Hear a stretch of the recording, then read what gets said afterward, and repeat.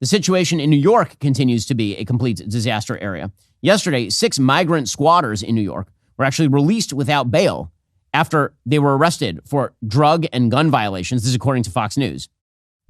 8 were arrested on those drug and gun charges, but 6 were released on bail, including D'Souza Villalta, who at one point had an attempted murder charge here in New York.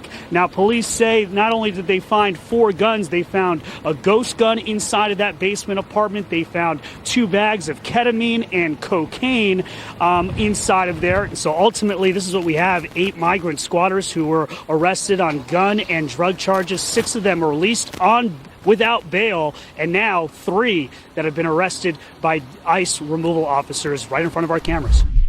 Okay, so some are being arrested, some are being released without bail. They'll be released without bail locally, arrested by ICE, may be deported. And all of this is incredibly weak tea. I mean, the fact is that the left-wing jurisdictions like New York have decided to go soft on crime, and then simultaneously they're complaining about it. So here's New York Mayor Eric Adams, who was really elected to fight crime. He was elected in the aftermath of terrible communist mayor Bill de Blasio, who blew up the crime rate in New York City. And he was elected largely because he was seen as a pro-police force. And here he was saying pro-police words, but have the policies changed all that much in New York City? We know the biggest challenge that we are facing, I say over and over again, is 3 areas: recidivism, recidivism, recidivism. There are too many bad people who are doing bad things to good people of this city, and they believe they have the right to do that. A small number of people are committing a large number of crimes. Well, yes, that's why you should keep them in jail for prolonged periods of time. This is not particularly tough. It turns out that jail is an amazing place to keep criminals. And the longer you keep them there, the fewer of them are out to commit more crimes. But the left has decided that jails are essentially bad. And so we have to just let people out without bail, give people short sentences, let them out as fast as humanly possible. And then we are surprised when, again, the crime rates increase. And meanwhile, when it comes to the economy, again, most Americans do not like the state of the economy. Jerome Powell is trying to happy talk this thing. He is suggesting that the Federal Reserve is still going to cut rates this year. He's saying that sort of stuff because every time he says that the Federal Reserve is not going to cut rates this year, the stock market takes a dump. According to the Wall Street Journal, stronger than anticipated economic activity this year has not changed the Federal Reserve's broad expectations that declining inflation will allow for interest rate cuts this year. Powell pointed to signs that labor market conditions are less tight than they have been in recent years, a view that has eased concerns paychecks and prices might rise in tandem. However, signs of firmer than expected inflation in January and February have actually created a bit of a conundrum. Apparently, Powell said it hasn't shaken the Fed's stance that price growth will continue to slow down despite some bumps. He said the recent data do not materially change the overall picture, which continues to be one of solid growth, a strong but rebalancing labor market, and inflation moving down to 2% on a sometimes bumpy path. Now, here's the thing. The economy can, in fact, be getting better. Inflation can, in fact, be improving quarter on quarter. Still, the inflation that happened is embedded in the price structure. So if you've had wage gains in the past couple of quarters, after tremendous wage erosion for the past 3 years, that's not going to make up for it. It's like having your paycheck slashed every month for 3 years. And then you got a little bit of a raise the last 2 months, and everybody's like, well, you should be happy now you're getting a raise. That's not the way any of this works. Americans' perceptions of the economy are baked in by 3 years of failing economic policy from the Biden administration. Again, that is the real reason why Joe Biden is having a very tough time in this election. It is not because he's not taking a left-wing enough position on any of this sort of stuff.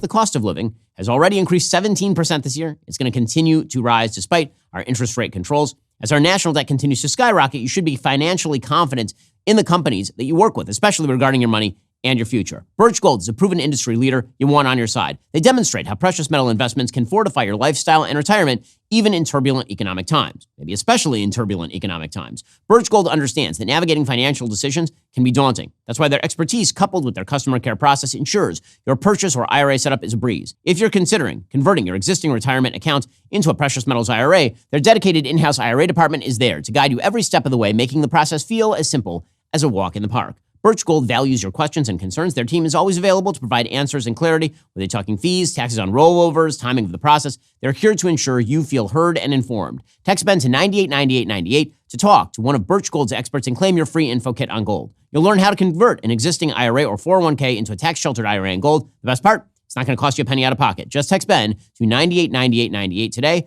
That's Ben to 989898. Joe Biden, that guy who's supposed to be tacking to the middle yesterday, he actually literally had Bernie Sanders to the White House to talk about healthcare. No, I'm sure most Americans are eager for Joe Biden to appease Bernie Sanders on healthcare. According to the Associated Press, President Biden teamed up with Senator Bernie Sanders on Wednesday to promote his administration's efforts to lower the cost of inhalers and other healthcare needs. Bernie, you and I have been fighting this for 25 years, said Biden to Sanders. Finally, we beat Big Pharma. Finally. Now, again, I got to tell you, there are a lot of problems with Big Pharma, obviously. And Big Pharma has an interest in pushing drugs as more effective than they are. Big Pharma works hand in glove with the FDA. All of that may be true. Also, every drug that you use and is actually useful to you has been produced by Big Pharma. That is the reality. When your mom has cancer, it's Big Pharma that is dealing with her problem. Joe Biden's attempts to dump all of the problems of the healthcare system at the lap of the people who do the actual R&D is really pathetic, and trying to please Bernie Sanders, who is legitimately one of the most useless people ever to have walked the planet. Bernie Sanders is a bag of useless. I cannot state this enough. He is a net drain on society's resources, Bernie Sanders. This dude has been on the taxpayer dime for 5 decades. He has produced 0 major pieces of legislation. He represents a state with 7 white people and 3 moose. And yet he has been treated as some sort of great halcyon of economic knowledge, despite being so useless that he was once thrown off a commune for failure to do work. There's not enough scorn in my body for Bernie Sanders. He really is just a pathetic specimen of our typical political class.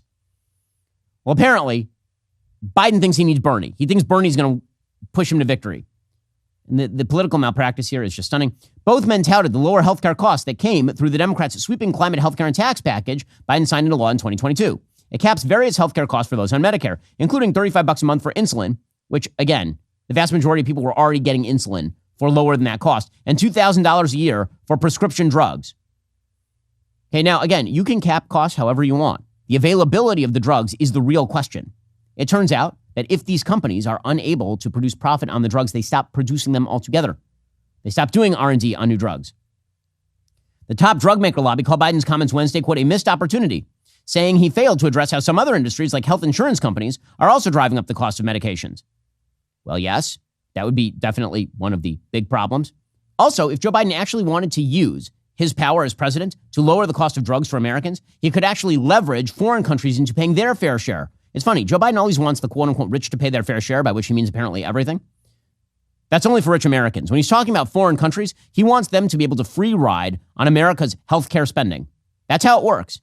Canada is paying much lower prices for drugs because they've essentially said to U.S. drug makers, we will only pay you X. And the only reason that those drug makers are able to go along with that deal is because the United States does not cap the drug prices. There are 2 ways of dealing with that. One is to forcibly cap drug prices by having Medicare negotiate the spending. The problem with that is that no one is paying the fair price, which means no one develops new drugs.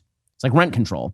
The other way to do that is that the United States goes to Canada and they say, listen, we understand that you are paying unfair prices for your drugs. So here's the deal. We are now going to apply economic leverage to our much smaller northern neighbor. And you are now going to pay the market price for these drugs because it's an American company. And we have an interest in American companies continuing to produce these drugs. Like we actually do have some leverage in this sphere. But Joe Biden ain't going to do that. Instead, he's just going to rip on private industry, the only creator of innovation in human history in any real measure. Private industry, even in combination with government, it's private industry that is leading the way.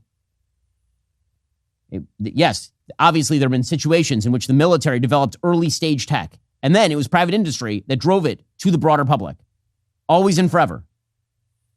But got to put pressure on private industry because obviously you got to please Bernie Sanders supporters. It's the only way to go. Are you tired of the lies and the twists of the mainstream media talking points? Yeah, me too. Join me in my newest series, Fact, where I dismantle and bring truth to this tiring mainstream agenda.